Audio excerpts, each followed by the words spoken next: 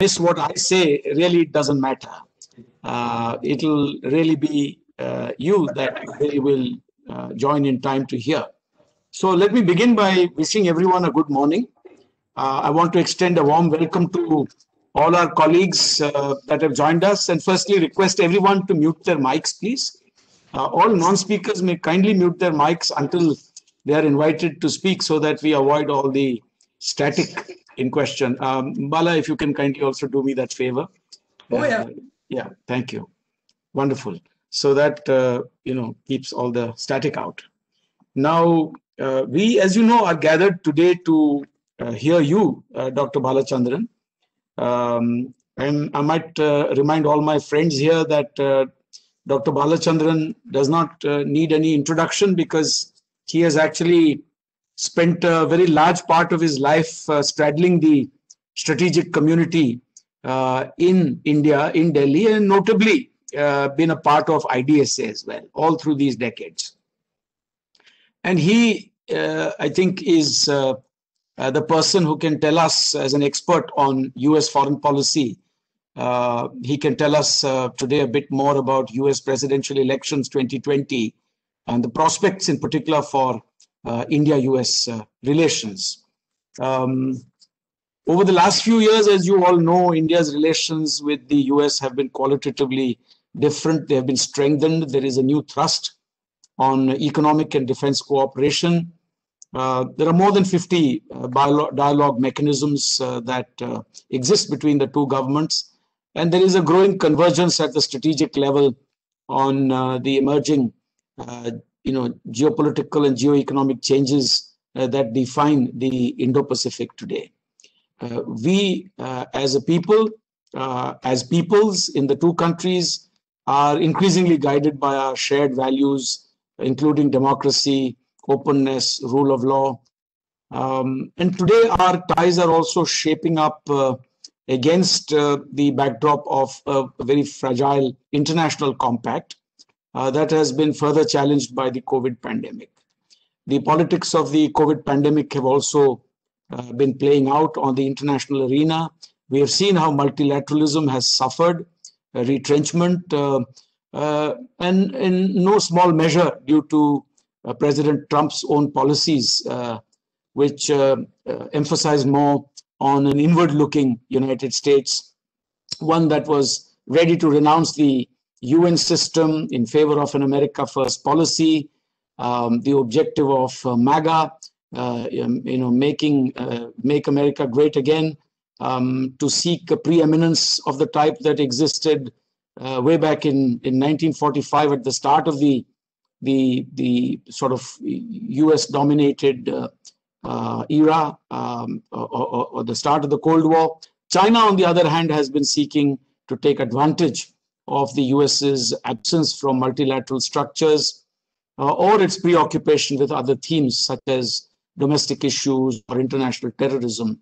And China is also seeking to remodel the existing global order in order to suit its narrative. So this is the broad overhang of uncertainty, and international relations are increasingly defined by this proclivity to weaponize trade and technology, and everybody seems to be playing the game. Such a sort of conflict of interest is increasing, and everyone is seeking to hedge and increasingly seeking multi-alignment in order to mitigate the risks that they might face. On 5G, AI, also the world is cleaving into two distinct groups. Resilient supply chains, another theme, very important, but that's going to take some time to develop.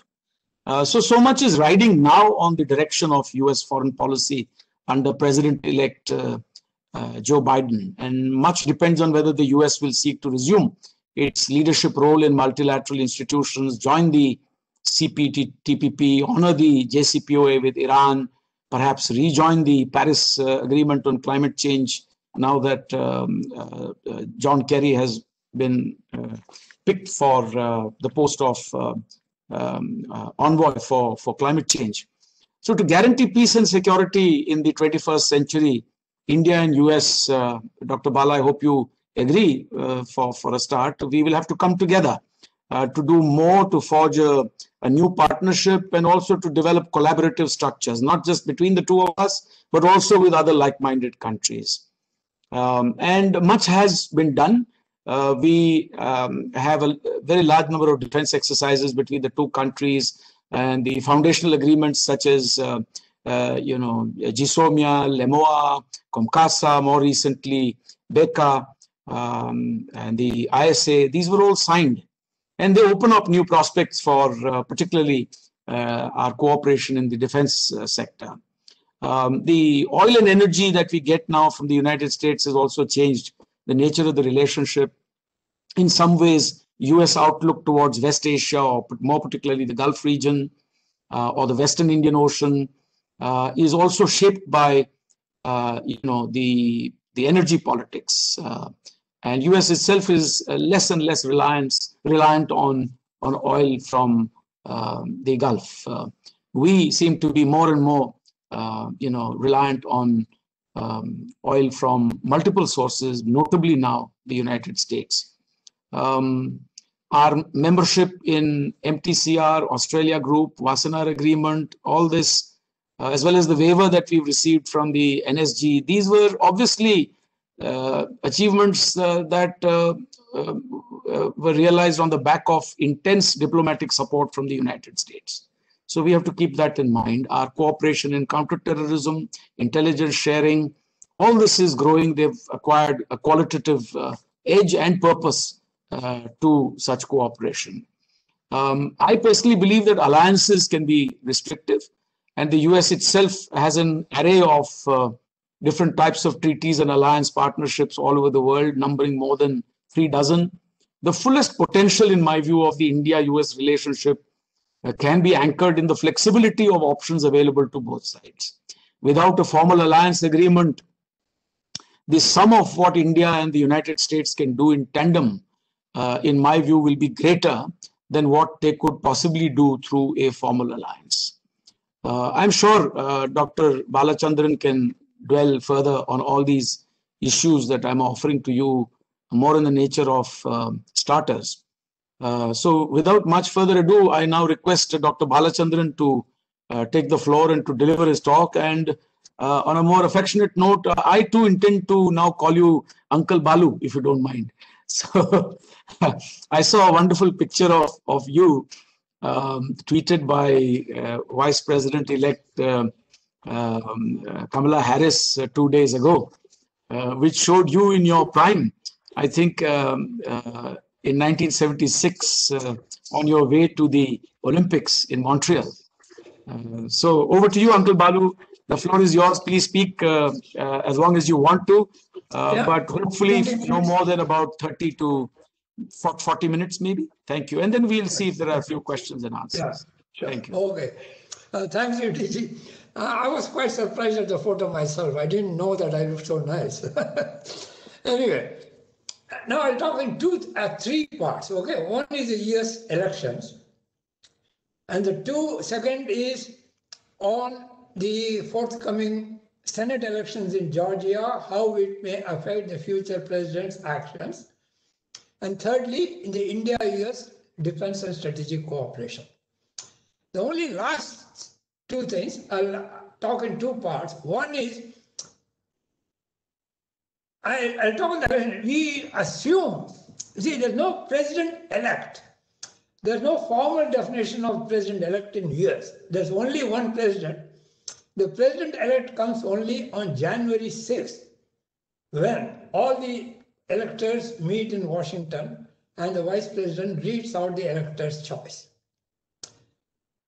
Theoretically, legally, there's only definition of president-elect is when somebody concedes the election, the opponent concedes the election, or the GSA takes it because of making some transition. Otherwise, there's no role for president. There's no president-elect or vice president-elect in US Constitution. Now, coming to this, as I said, the reason why I mentioned is this.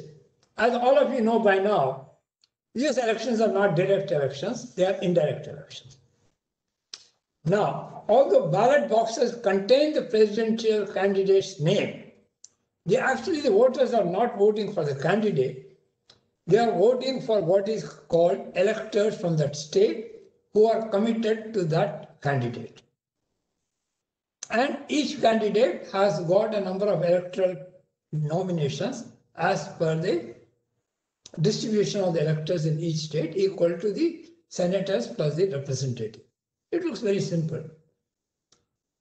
Like by yesterday, today by US standards, all the election results should have been finally finalized. That's called what they call some space time period. And the results of the elections and the electors are sent to the President of the Senate. I think still one or two states are yet to do that. The others have done that. Once it is done, on January 6th, on December 14th, the electors of each state meet in the state capital and give the vote to whom they are supposed to give. This is forwarded to the President of the Senate to be opened on January 6th. He reads the number of votes, and whoever gets 270 of those votes is declared the President. Looks very simple and created no problem till now because everybody was working in an honorable manner. But as we all know, these elections is the least of honorable or usual. In fact, the President has not even considered that he has lost, but there may be a reason for that, valid reason for not doing so. Now, what happens is this: when the electoral votes are counted on January 6th, the electors are not under any constitutional rule required to vote for the people who they said they will support at the time of the election. They can vote for anybody they like. Now, some states have a rule saying that the electors have to vote according to the people they were elected to support. About 30 states have such rules. Remaining don't have any such rule, which means the electors can vote anybody they want to, provided he is eligible to be the president, that is, over 35 years of age, a natural born citizen, and has lived in the United States for 14 years.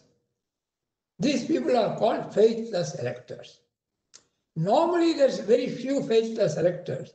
In the last election, there was a large number, 7 of them. And 3 of them from the state of Washington voted not for Hillary Clinton, but they voted for General Colin Powell, a Republican. Now, there's no penalty attached to changing your vote. Although some of the states have laws which says that if you do that, you will be removed as an elector and a replacement will be made.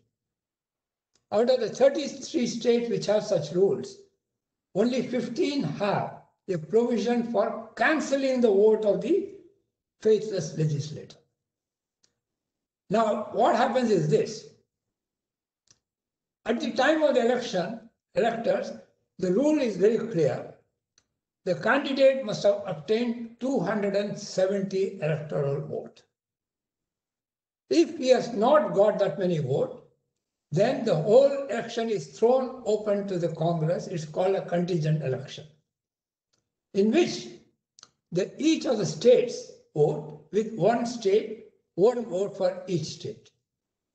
Now, Biden has got 306 electoral votes committed to him. They are not yet voted for him, they are committed to him. Now, we are familiar with in India, when election is over, the winning party usually takes all the winning candidates and takes them to a hotel and keeps them in quarantine so that they will not be bribed. There's no reason to believe the electors in USA are any more honest than Indian legislators. Therefore, if Trump or the Republican Party can persuade 37 of the Biden electors not to vote for Biden, but to vote for anybody else, then Biden's electoral vote will reduce to 269, which is not 270. And therefore, the whole election will be thrown open to the Congress. In the Congress, since each state has one vote, now the Republicans have controlled 26 of the states. Therefore, if the contingent election takes place, there's a high degree chance that Trump will become the president. So I would not write him off yet. Normally this doesn't happen because people are honest, they follow according to rules. But here we have got a presidential candidate and a president who doesn't follow the rules, who breaks the rules, and doesn't think twice about doing something which would be normally considered immoral or unethical. Therefore, the first question is, can we persuade 37 of Biden electors to vote for somebody else? It could be for Bernie Sanders. It could be for Elizabeth Warren. As you know, there's already a certain degree of heartburn among Democratic congressmen and senators that all of Biden's choice is not according to what he said. They said you should give more representation to Asian Americans, to blacks, to Latinos. All that he requires is to persuade 37 of them, look, he's not following your agenda, or persuade them to say that he's following too progressive agenda. Why don't you vote for either Sanders or Bernie, Elizabeth Warren, or anybody else? Of course, it will be very nice if they all vote for Trump. In that case, Trump will get 239, 269, 270, and he'll be declared the president. If they don't vote for him, it will be a tied election, it will go for the Congress, and Trump will win by default. Therefore, I would not make 100% bet unless till the whole thing is over on January 6th, that no hanky-panky is being done. None of the electors have been persuaded to change their vote. Not many have become faithless electors. There have been a lot of faithless electors in the past. There's no reason why 37 should not become this year. Let's hopefully it doesn't do that. The second thing is this.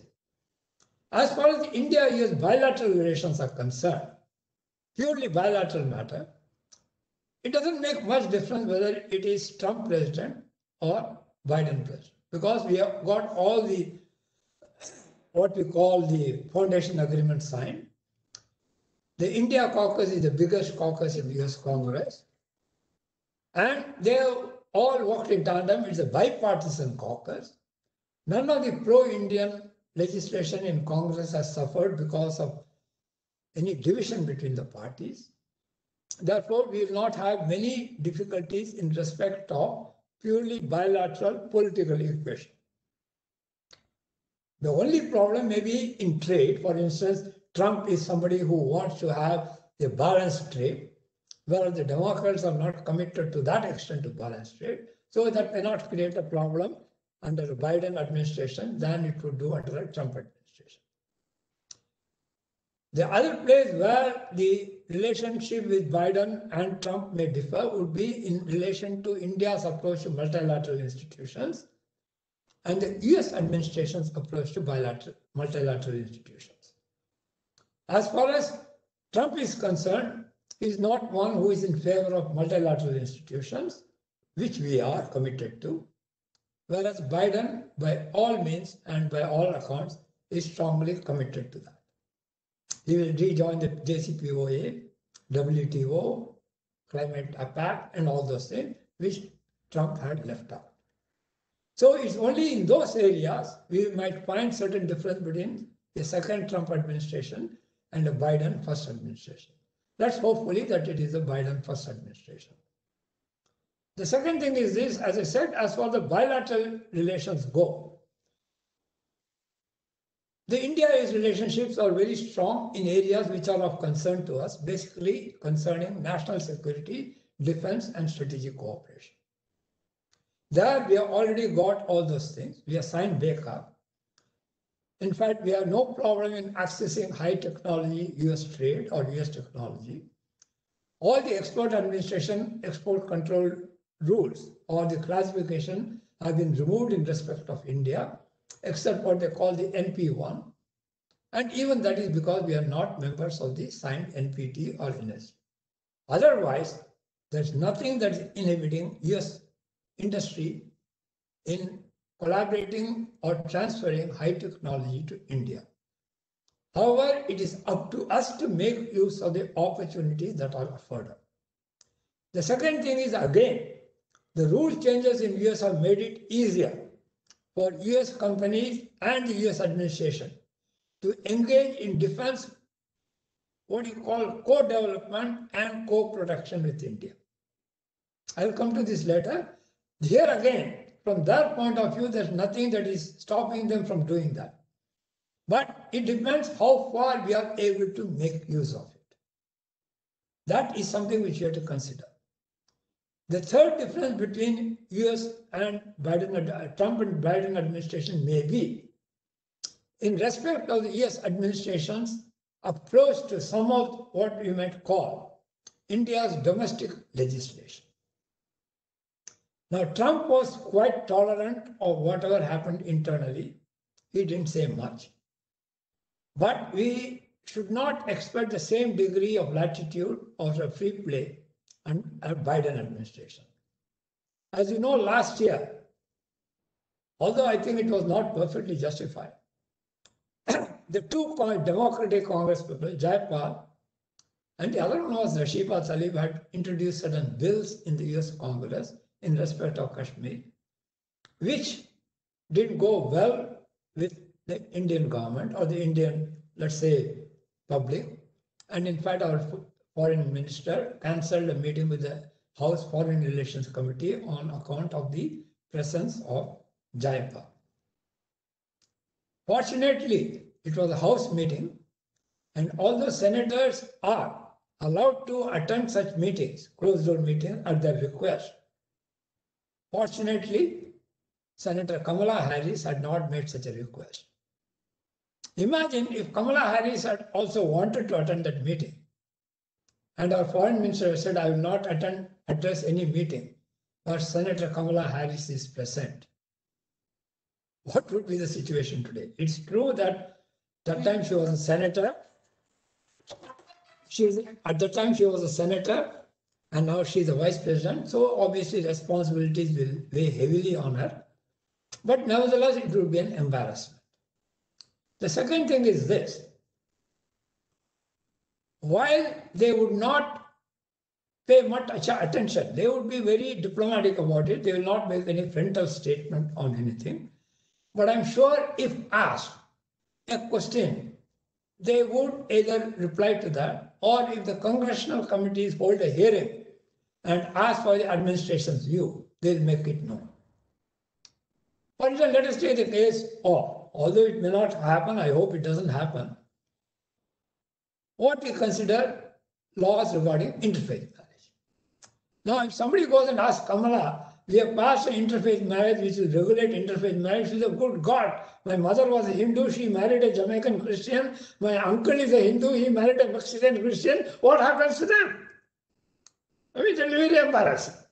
Second thing is this, her niece, most of you might have seen, at the time of the Durga Puja, there was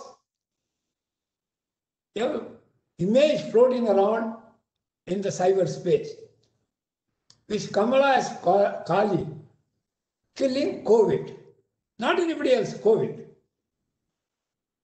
Her niece put it because she thought it was a nice one, because Kamala was riding a tiger which had the face of a Biden, okay? And she was killing COVID. And she got trolled very heavily by what you might call the, within quotes, Hindu community in the United States. She got upset, she took it off. She didn't mean much. She said, look, I don't want to get into a controversy. I took it off. But these sort of minor things may play a small, but sometimes a role when something more, a critical appreciation of India's policies are required in the US. Other than that, I do not see any major problem with the Biden administration. Although they have got a whole lot of instruments at their command which can create problems in India. For instance, in Chabahar, they can reimpose the sanctions, Iran sanctions, on even projects concerning Chabahar. They have not invoked the CAATSA regulations. Our defense trade with Russia is enormous and it's still increasing while leaps and bounds. They have not invoked the CAATSA Act. They have not invoked what they call the Magnitsky Global Act for humanitarian violations. They have done a number of Chinese for doing things like that. They have done a couple of Pakistani policemen for violating human rights. Fortunately, they have not done anything in India. They have a lot of instruments and I don't expect them to exercise any of them. So they will act quite responsibly. It's up to us at this moment not to take umbrage at whatever may be said in an offhand manner about some of what might be considered human rights violation. Other than that, I don't see anything we are doing. In fact, even one might say the current, unlike Canadian Prime Minister Trudeau, the Americans have not made any statement about the farm labor. The farmers' agitation.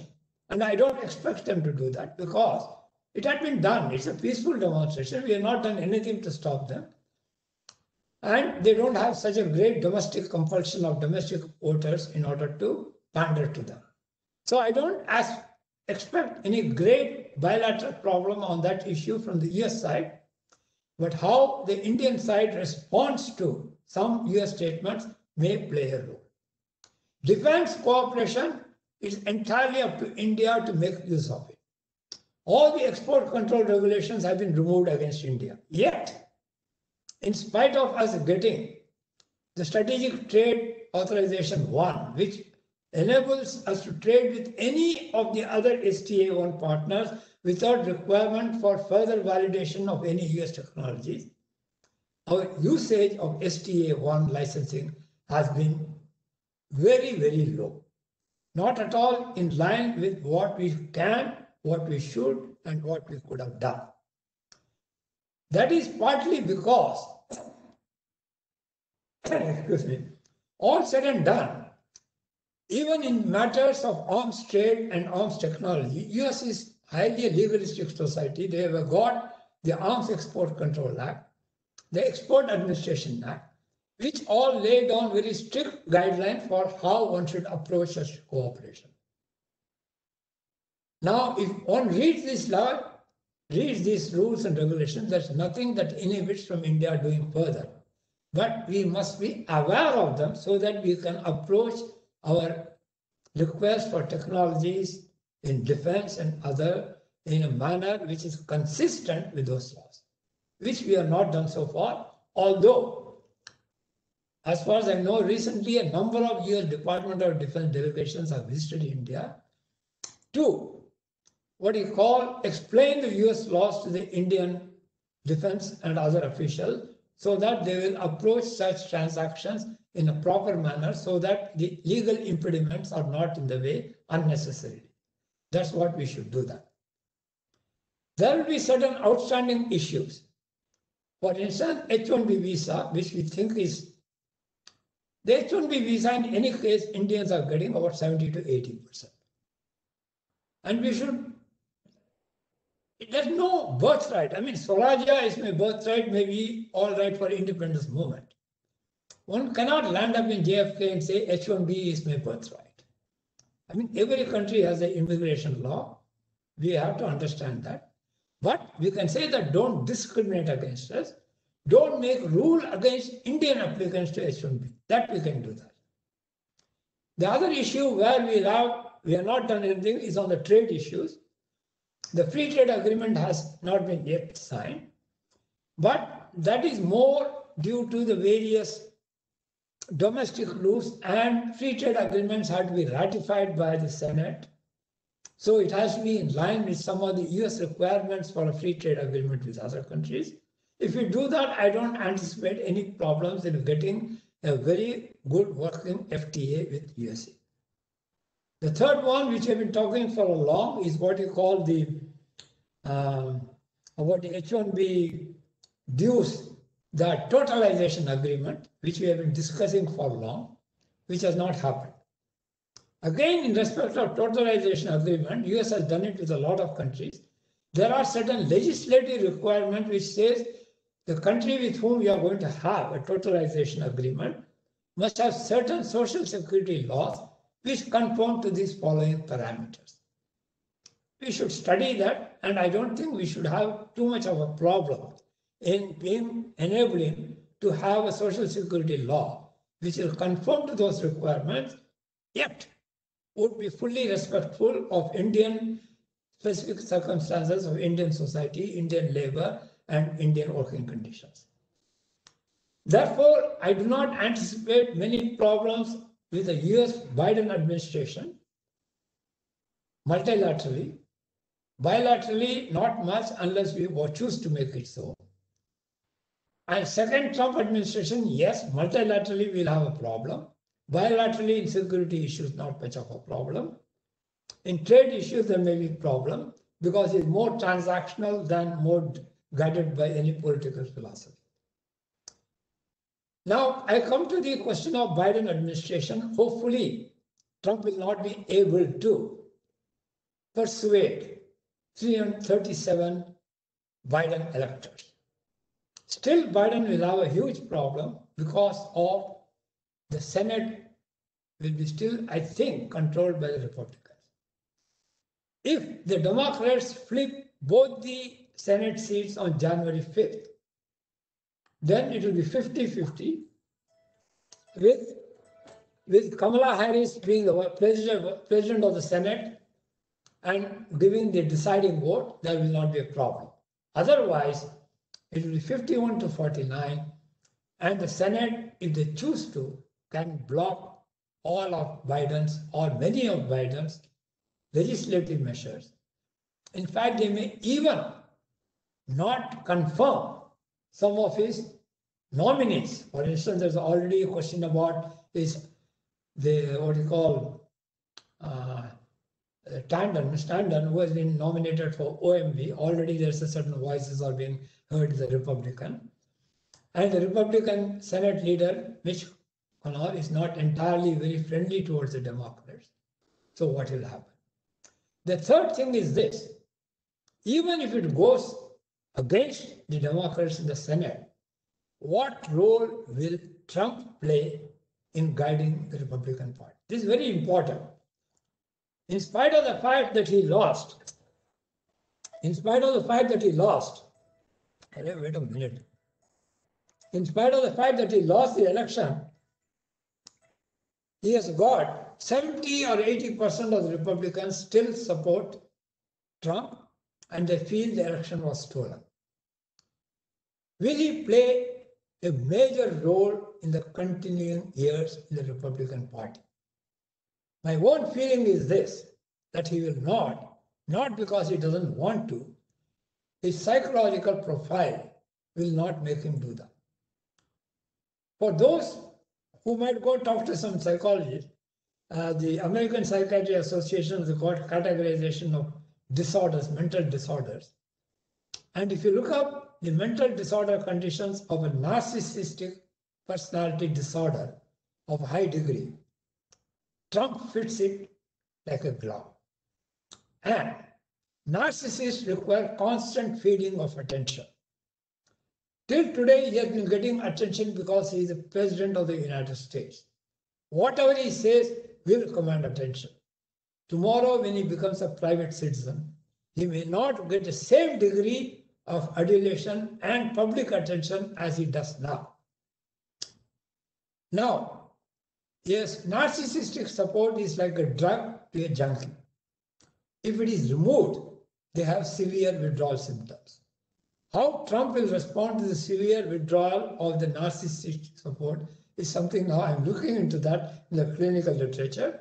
But my own feeling is this, that he will withdraw from political life. He may still make something, but he will not command the same degree of attention in the public sphere as he is doing now. So all in all, let's not write off Trump as possible president, 46th president, because we don't know what he's going to do, what mischiefs he is up to with the Electoral College. 2, let's not pay too much, faith in the Senate elections on January 5th, because at this moment it looks quite unlikely that the Democrats will win both of them. They might win one of them, but that's not enough. 3, Biden administration will face severe internal and domestic and other problems. Internationally, they will have to come into the international multilateral institutions. Therefore, it is not in their interest to do anything that rather, let's say, annoys or irritates one of his major partners, which is India. We share common vision in respect of China. They wouldn't like to disturb it, and we wouldn't like to disturb it. So, all in all, I don't anticipate any major upheavals in Indo-US relations in respect of anything connected with the defense and security. In respect of trade, it will be better than it will be under Trump, because they will not be so transactional and they will not be stressing so much on the balance of trade. And they will be more amenable to international rules of law. So all in all, I think, except for the first case of a lot of faithless electors suddenly coming onto the scene, the future is bright for Indo-US relations. Thank you. Thank you, Bala, for your very, very perceptive remarks as usual, very incisive. And we all benefited from that sort of third eye that you seem to have in regard to the intricacies of US politics. You seem to obviously suggest that we will face perhaps lesser pressure in regard to trade, but you had hinted at the start of your talk that there could be some more scrutiny in terms of the notion of liberalism in India. And it is a fact that there has been a spike in some writings in the United States and in the international press today on so-called illiberalism. Now, do you think that is a case of the pot calling the kettle black? Because with regard to liberalism or with regard to, even human rights, etc., there are definitional issues here.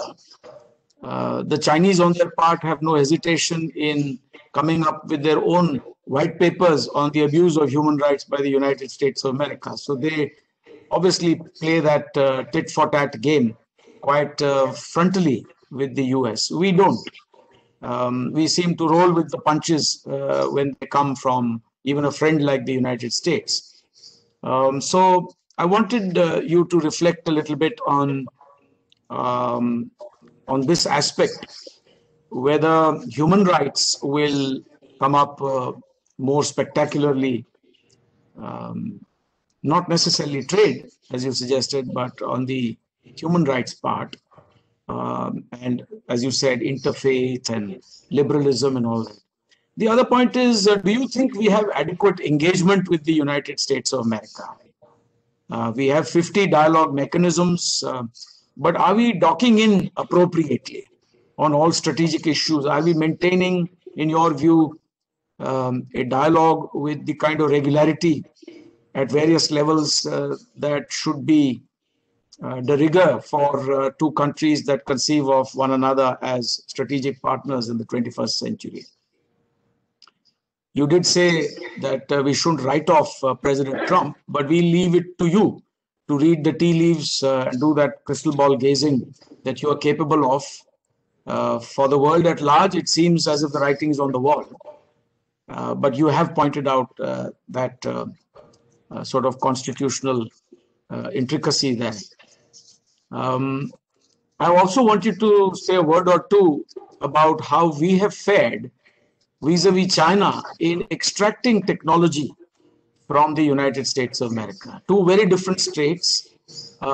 India, a democracy, and yet under sanctions for a very long time, which pushed India into developing its own technologies. We are now no longer on their prescribed lists of entities, and yet can we say with confidence that we have the necessary structures in place to benefit from all that the US is potentially capable of giving us? On the other hand, China, not a democracy, and yet over time had access to various kinds of technologies from the US also. Today, of course, not quite the same, but particularly in the past, in the Reagan years, they managed to extract a lot of technologies directly or by tweaking the tails of, US companies that invest, as Trump has been alleging. So what's your view there? What more should we be doing to ensure that we can benefit more from this partnership? And please bring in a little bit of your perspective on China as well. Okay. On the first issue of, illiberalism, look, the Black Lives Matter is a far more serious than anything that has happened in India. We are, after all, our first constitutional amendment was making reservation for the scheduled caste and other people. We have acted in a positive manner towards redressing some of those issues. But the point is they are aware of that. After all, now, you see that Biden is going every day saying that I'm going to have a representative government, I'm going to have Latinos, everything like that. And more black representatives in the Congress. Now, I was reading recently, if somebody in India were to ask, what is the representation of the minorities in the government or in the legislature, in the parliament? I've been reading that and I used to do that. It's not something that we can say boast about, okay? They are addressing it. The only question is not that inequities will not be there. How far are we addressing it? And they will say, look, we are addressing it, tell us what more we should do, and you also do the same thing. That's the end of it, okay? So I don't think we can do that well. Chinese have got no problem, okay? Because they say, look, we are not doing anything. And there's no internal opposition in China to anything that they do. But you can't say the same thing about in India. In India, fortunately, we are a democracy. There is always difference of opinion. Somebody said this should have been done. We have got a judiciary which is by and large quite independent and which makes its views known. So we are better off than China in being able to dialogue with Americans on matters of this thing. Regarding the recent writings in USA, I think it's more, not so much, in fact, I don't think there has been any major, even the recent agitation, there's a pros and cons of this stuff. Unfortunately, these are not reflected in the US writings for two reasons. One, they also go by what they see in India, what they read in India. And they write more because of, like all newspaper people, they try to, where there's a slight difference, they would like to magnify the differences. I think that we can do a far better job of explaining some of these things to the Americans than what we have done so far. That is the second thing. Third thing is this. We are talking about how we engage with Americans. You see, look, like I was telling you, the Americans have almost removed all the export controls against India. They said, whatever you want, come and buy it. We have not been able to identify what we want. That's for two reasons. One, we won't tell them, I won't tell you what I want, I won't tell you what I am doing, but give me this. They say, look, we want a co-development, I want to know what you're doing. We say, no, I won't tell you. For instance, when during the NSSP days, when I used to meet the Department of Defense officials, one of them said, at those days, Rumsfeld, I think, was the Defense Secretary, okay? He used to say that secretary is calling me every day and asking what's happening with India, how far are we progressing? He says, I have to tell him, sir, we have sent 30 letters, 30 proposals to USA, we not got a reply to any of them. So he told me, what can we tell him? We tell him, sir, we are still progressing. We are like that.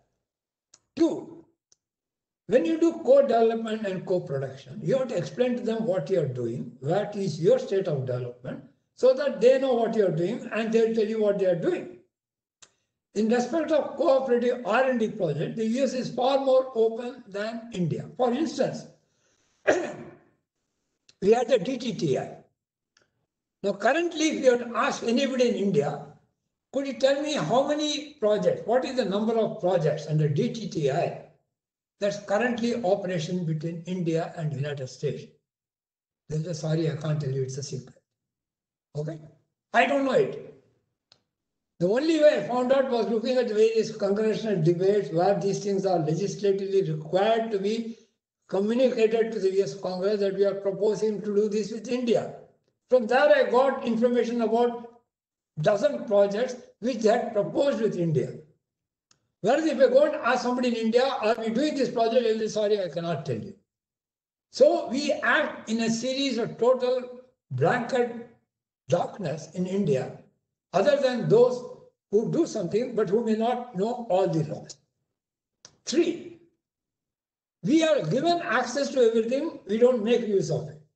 What the Chinese do is they say, I'm not given access to this. Okay, I want to do it legally.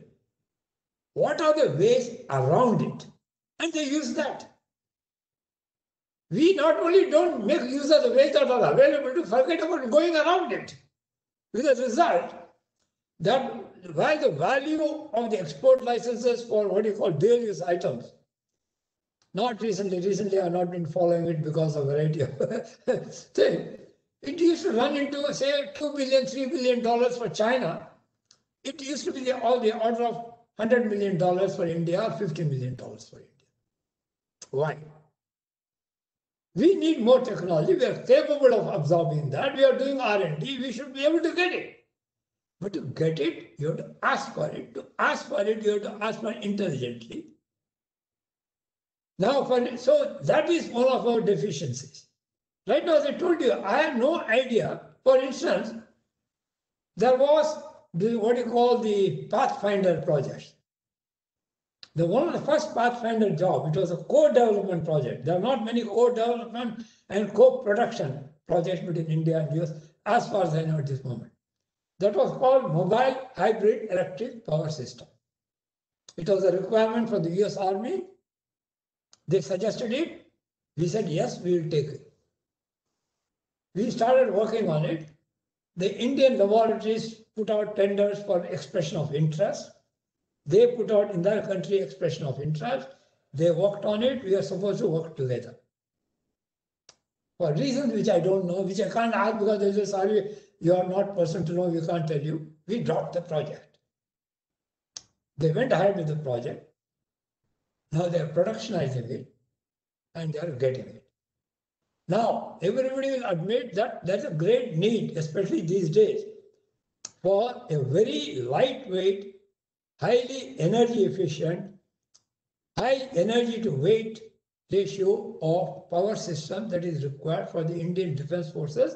Not only that, even the National Disaster Management Agency will require that wherever there's earthquake, the first thing that goes off is the power. I do not know why we removed it. And there's no explanation when we took it up, and there's no explanation when we dropped it. So we work in total ignorance that makes. So why is it, Bala, just to stop you on that, so why is it that our committees in Parliament do not then discuss this in detail the way they discuss it in the United States? Because they don't have any support staff to enable them to ask these questions. Look, when the government itself is not aware of these rules, I do not expect an ordinary member of Parliament in India to be aware of this thing. Unfortunately, there are very few supporters. The US congressmen have a lot of support. So that they brief them, they say, ask this question, ask this question. In India, that doesn't happen. For that, unless, without going our own horn, on this matter, they should come and ask IDSA, please tell us what we should do. Instead of saying, please tell me I'm preparing a budget, give me last year's budget. Okay? Not ask as clerical points of Ministry of Defense, but as a think tank of defense. Thank you. There are a large number of questions here from your colleagues, my colleagues, our colleagues at the Institute. So please be ready for this barrage that I'm unleashing on you now.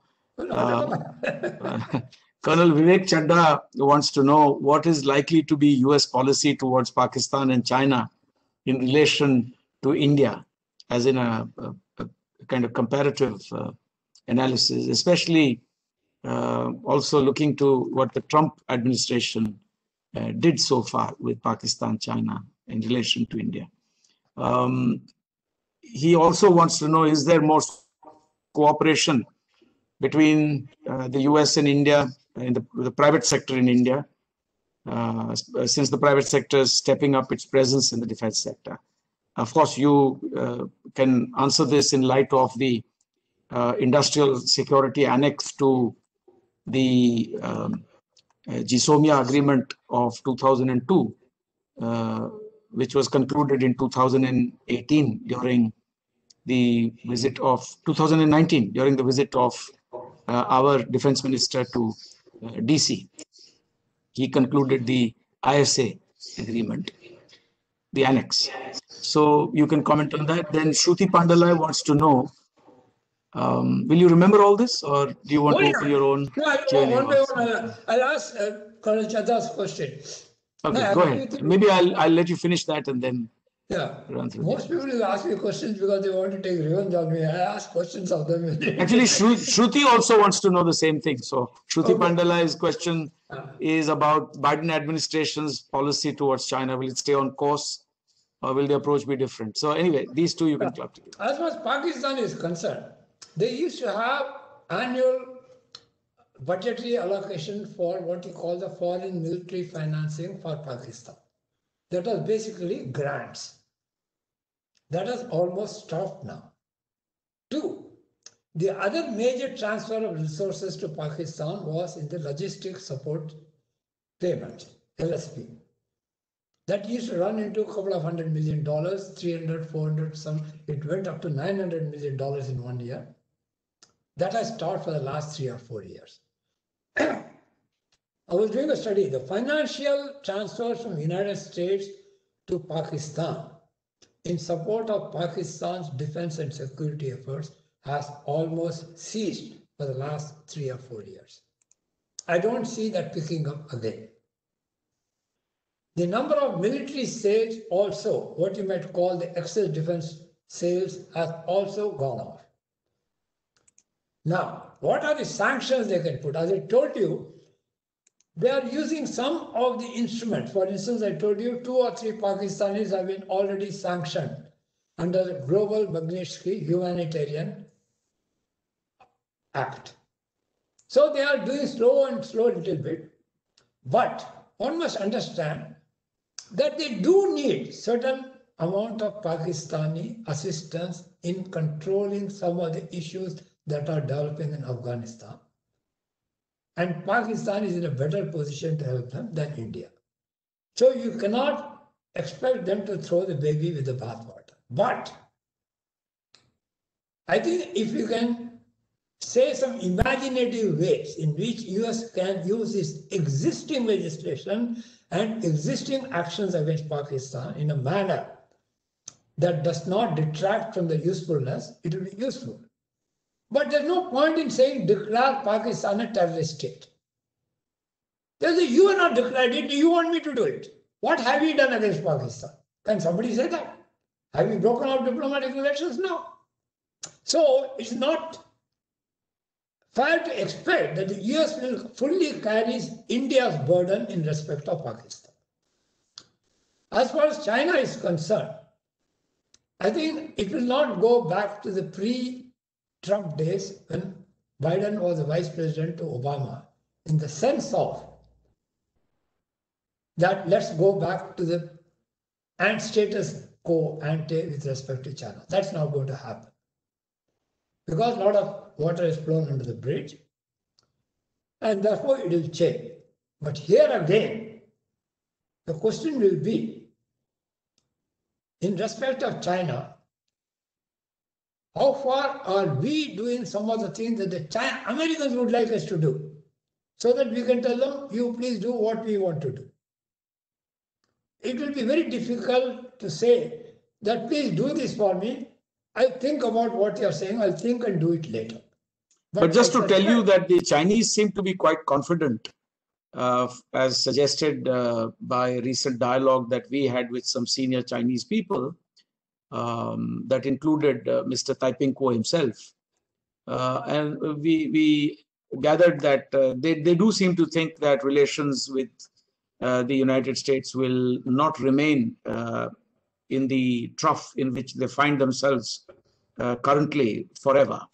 But thank you for answering that question. Now, on Iran, what do you think? Because Dr. Behuria wants to know how the Biden administration will look at US-Iran. Of course, you suggested that earlier in your talk that they will go back to the JCPOA.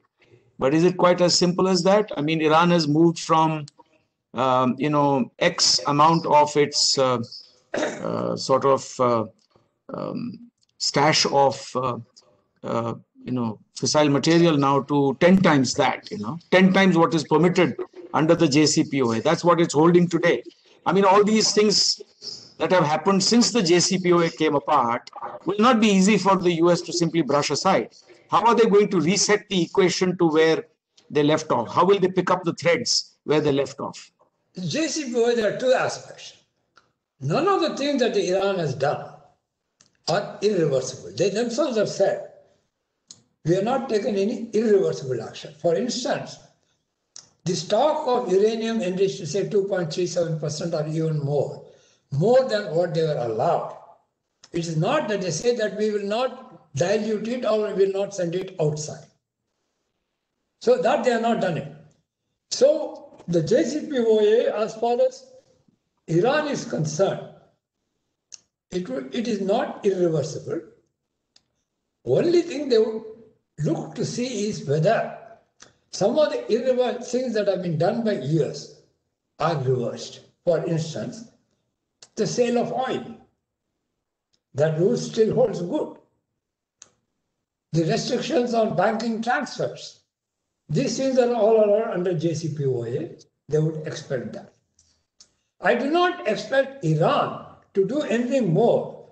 The only reason they have stayed safe so far is because the other members of the JCPOA have not invoked that clause of JCPOA which will reintroduce all the UN sanctions that were in place before.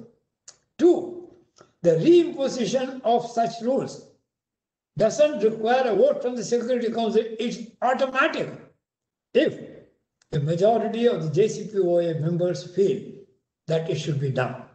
So there's no question of either Russia or China vetoing the reimposition of such sanctions.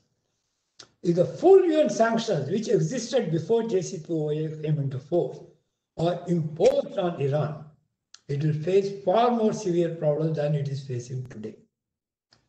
But I expect Biden. Now the only touching point will be a renegotiation of the JCPOA. And from my point of view, as a studying nuclear proliferation, there's one aspect of that which requires a renegotiation will be the time framework in which all the restrictions that were there before JCPOA are removed, which are removed even before IAEA gives a certification to Iran under the additional protocol. Iran, that they have not done that. But on the additional protocol, recently I read that IAEA inspectors themselves came across some suspicious trace material, which suggested that Iran was not really, abiding by the additional protocol. I mean, the jury is still out. I'm not an expert. No, because Iran has not yet ratified the additional protocol. See, the question was that I hope that is the question is it may be saying that the time framework of JCPOA should be extended till the period IAEA gives what they call the full inspection, the certification of compliance with additional protocol. That I think is necessary and that is understandable. The one that may create a problem is if they insist on restriction on Iran's missile development. Again, It is one thing to say that Iran will not develop an ICBM. But to say that Iran will not develop any missile, I don't think Iran will accept it, nor is it acceptable. Even in case of North Korea, it's only the testing of ICBM missiles is under UN sanctions, not all missiles. And certainly Iran would legitimately claim that it has a security reason why it should develop missiles, perhaps not of the ICBM range, but certainly of IRBM and smaller range. If that becomes a part, I expect a problem. As far as India is concerned, see, in India, there are no rules currently inhibiting any US law that inhibits India's investment in Chabahar or the rail projects in Iran. If we have not done so, it's entirely because of our extreme caution or extreme fear that something may happen. I studied that, there's no such rule.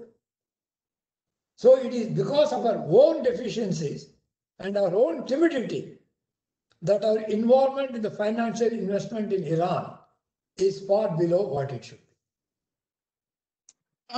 Anand Kumar, Dr. Anand Kumar wants to know what your take is on US's policy on Afghanistan. Unfortunately, Afghanistan is one thing I study a lot. That I left it out. It's a headache for everybody.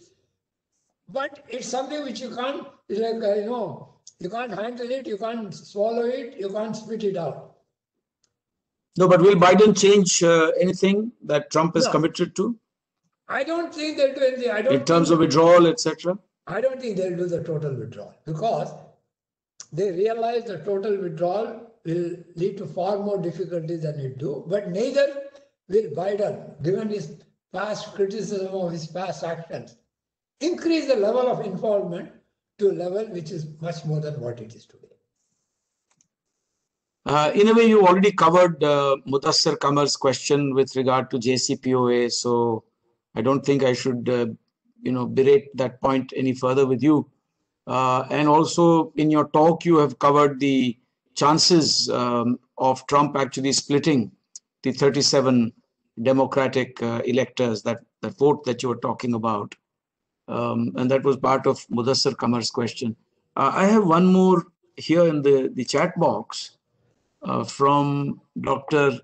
KP Vijayalakshmi, who works on, as you know, the US relationship. She asks, what enabling mechanisms do you think we need apart from the ISA, the Industrial Security Annex? What does Afghanistan troop withdrawal mean for India, especially for our strategic convergence between India and the United States? So a little more on Afghanistan and, of course, on the ISA. Not ISA is, that has to be done. But there's one thing which can be done. You see, the strategic trade, Agreement 1, allows transfer between STA1 partners of all dual-use items which have been exchanged between them. Therefore, if France has got a license or a technology from USA, dual-use item, which is subject to the export administration, India can access that from France without France having to go and get a license from the United States. That's for the dual-use items. There's a similar provision in the Arms Export Control Act in respect of munitions items, and it is limited to NATO and 6 other countries like South Korea, Japan, I think Australia. Every year there has been a bill in US Congress which says please include India under that list.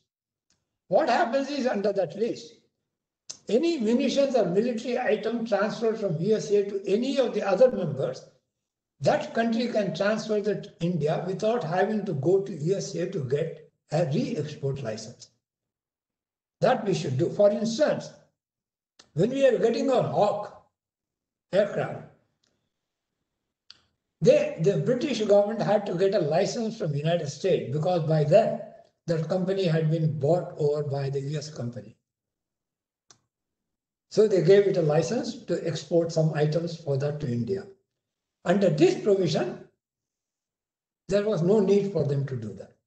So I think that is one provision legally which if does, it will completely eliminate all troubles regarding not only US transfer to India, but transfers of such items from US allies to India as well. That's something which I think we should try to do that. What are the other things that you said, Professor Vijayalakshmi, you wanted?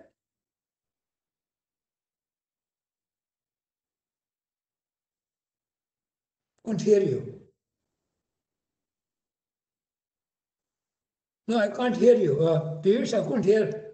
Okay. No, I forgot to unmute myself. No, what she wants to know, apart from what you said about the ISA and the technology cooperation, etc., she wants to know about Afghanistan and troop withdrawal.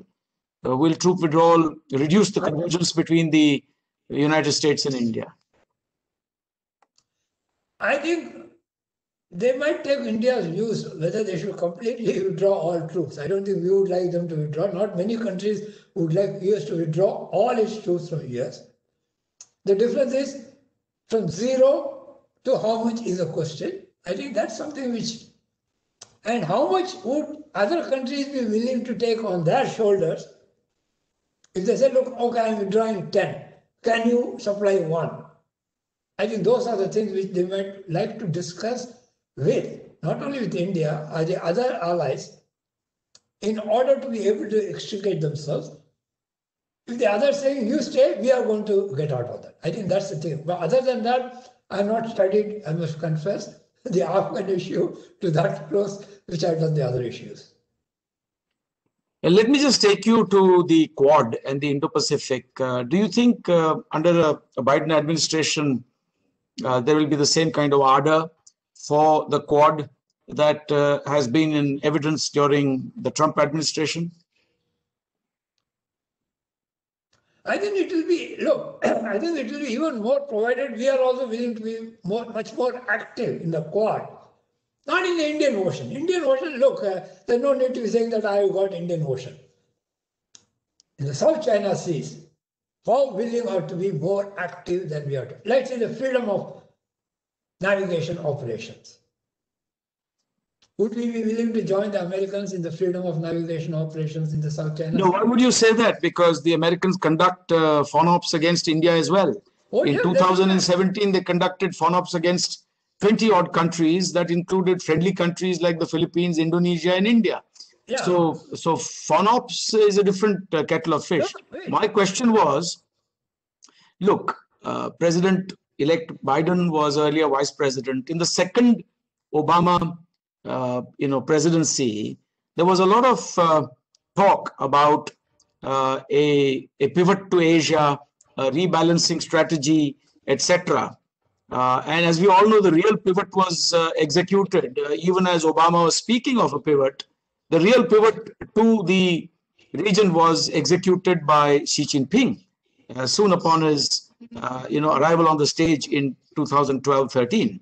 So my point is, earlier we have seen a lot of sort of talk, but not quite the walk under the Obama presidency with regard to the South China Sea and the pivot. And in many ways, it's quite clear, isn't it, that the United States really cannot do much to restore status quo ante in the South China Sea.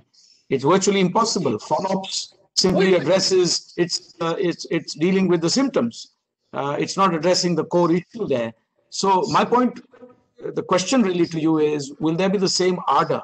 Because, all considered, Trump did try to come back strongly on kind of rearguard battle with regard to the South China Sea and to, conduct policies more vigorously in the context of the Quad as well. So do you see the same kind of enthusiasm coming from the Biden administration? The kind of enthusiasm that has been so clearly articulated on a number of occasions recently by, for instance, Pompeo. The fact that the US policy with regard to the PCA ruling of 2016 finally became aligned with the contents and the substance of the PCA ruling only recently in 2020. In 2016, when the PCA ruling came, the Americans actually said that as for the substance, we need to examine it. It's a technical matter. But that the PCA ruling should be observed by all signatories to UNCLOS. Now in 2020, Pompeo said the US position is the same as the substance of the ruling, which is that the Chinese position on the South China Sea is illegal. It doesn't have an iota of substance in it. So will the Biden administration stick to this kind of line? Look, there's one symbolic, okay? The fact that Biden or even Trump said they should stick to legal norms makes no difference to China. Because these are not that are enforceable in any manner. The only enforcement is the US has been sanctioning, as you know, a whole lot of Chinese Communist Party officials, everybody, in a very not significant manner. So far, they have not sanctioned any major Chinese financial institute. I don't know. I think we have not also not sanctioned Chinese, other than taking TikTok and others. We have not made any major move against China. We are also clearly for our own reasons. I think what Biden administration does against China in respect of China's actions, not only in respect of South China Sea or East Asia, but in matters of trade and others. I think they look closely and see how they can hurt it. One thing which I liked about Chinese is they have not done anything illegal in any sense of the manner. Even as you say, the UNCLOS, they said we will not, when they signed it, they said we will not subject ourselves to an arbitration. That's all they said, and they said they stuck to it. They have been very narrowly skirting the rule of the law.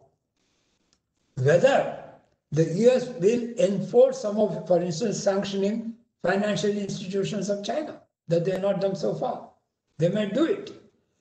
But to what extent we can persuade to do them also depends on how far they feel that we are committed to actions against China.